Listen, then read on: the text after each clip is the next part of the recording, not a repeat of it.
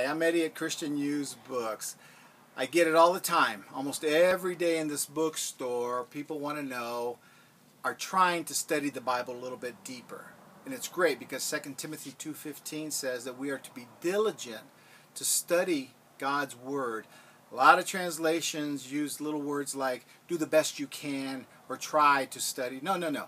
Be diligent. Be earnest in studying. So people come in here and want to study. And when you start to look at my store, you get overwhelmed. There's over 60,000 books here.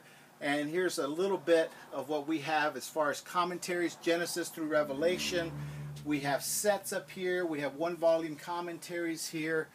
This is not the only place. And then over here is where people spend a lot of time. They like their Hebrew reference. They like their Greek references. They like their dictionaries, Bible tools, concordances, all kinds of things on this. You can study Near Eastern here if you want. But I don't want to get into all that. What I want to do is get to a point where I want to show you right now exactly what happens to people when they want to go a little further in God's Word. So here's what happens. I'm going to show you 5 tools that I think are so important to use when you're studying God's Word. 1, everybody needs a good study Bible. There are a lot of good study Bibles today. I prefer the New King James Study Bible, lots of notes. The latest thing in Bibles today is the colored pictures. Everybody likes colored pictures, but they all have the text and then the notes at the bottom. So you always need a good study Bible. There's hardbacks, there's leather ones, there are just all kinds of choices in that area. But here's what's happening. You're in church, the pastor says something, or in a Bible study, the leader says something, and you're reading in your study Bible and you go, well, that's pretty good, but I wonder if there's more to it. Yes, there's always more to it. You wonder why they're teaching and you're not, is because they know how to use these tools I'm about to show you. So for example, now you listen to an explanation of a passage, your study notes has a little bit on it, but you want to know more. So the best thing to do is do a word study. Any kind of a Strong's Concordance is going to help you to find all the words in the Bible. The regular Strong's will cover about 95% of the Bible anyways, but if you want an NIV or a New American Standard or something like that, you can do that too. But any Strong's Concordance is great because it will not only give you every usage of the word in the Bible. Let's take, for example, the word disciple. The word in the Greek is mathetes. So you look up disciple here, you go to the back, it's got a Hebrew dictionary and a Greek dictionary, and it will give you a little explanation on disciple. The problem is that's not enough either. You're still in the same boat. You heard the pastor say something, the leader say something, your study Bible got you to understand it a little bit better. Now you know the word, but now the definition is not enough. So that's okay. You get that there, that's no problem. But the next thing you need to do, if you don't know Hebrew or Greek, and most people don't, you need a good dictionary of the New Testament or a good dictionary of the Old Testament. And it really, really helps you because you can look up that word disciple that you looked up here that only Strong's only says 3 or 4 words in explanation for it, definition. When you go to Vines, you got about 1/3 of a page on disciple because Vines will give you, you don't have to know Greek, you just look it up in the English and there it is, and then you look at the definition. For the word disciple, they actually have about 1/3 of a page. And that's great, but the one thing I love to show people in the store is that this can go a long ways. You can go further and further. You have Strong's that gives you about 5 words for disciple as a definition. You have Vines who gives you about 1/3 of a page on definitions. And if you really want to study, you get a Kittle's Theological Dictionary of the New Testament, and they have one for the Old Testament. Each one takes 10 volumes. Old Testament, 10 volumes. New Testament, 10 volumes.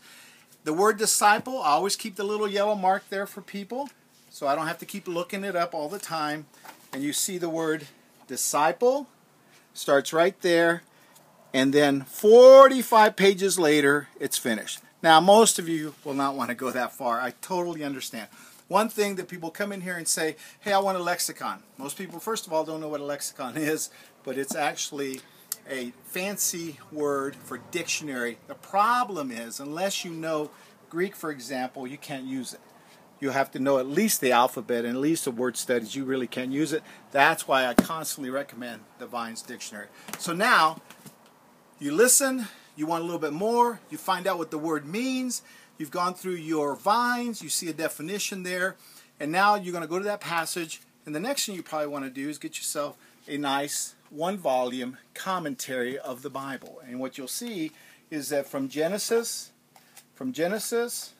introduction, Genesis through Revelation, it will give you some comments on that passage that you're interested in. This is great. This helps a lot. Again, there's a lot of those. This is a lot of people don't know about J. Sidlow Baxter, one of my favorite writers, but this is a one-volume commentary of the whole Bible. You need one of those in your arsenal. A lot of people love Matthew Henry. That's fine. We have a lot of one-volumes, two-volume commentaries here, and I can always recommend any of those things. So now you've done that, but that's not enough. You got that one volume kind of helped you a little bit, and let's say you were studying Mark, and that gave you something. Then the next thing you say, I want more. Then we come to the commentary. In the commentary, for example, you can get a more practical, devotional nature kind of commentary, even though this is in between a devotional and a critical commentary. It's just not very big. But this will go more specific into that passage or that verse or that chapter that you're looking at, with great introductions on the book of Mark. So that's great too, but if you're really a big-time studier, then you probably want to move into a more critical kind of commentary. This one takes about 10 volumes to do the New Testament. One of my favorites because he talks about other theologians, Strong's and Schaeffer and all these guys, and tell us what they say. So you don't have to have all theirs. You can kind of glean from him what his studies did. So this is just an example. I have hundreds and hundreds of commentaries over here, and about 20 just on the book of Mark, about 50 on the book of Genesis over here. So now you've gotten into the text, you've gotten into the Word, you've found a good critical commentary or more of a devotional commentary, and now you've really done your homework. Now you're studying to show thyself approved unto God, a workman that needeth not to be ashamed, learning God's Word. That's a great start. And then if you stumble there, then you go find your pastor or come by the bookstore and I'll help you out on that. But that's my idea. These 5 ideas over here, these 5 books, a good study Bible, a good concordance, a good dictionary, a good one-volume commentary, and then individual commentaries really, really help you to study God's Word. And so this is our first video, and if you have any questions, you can always give us a call. Thanks.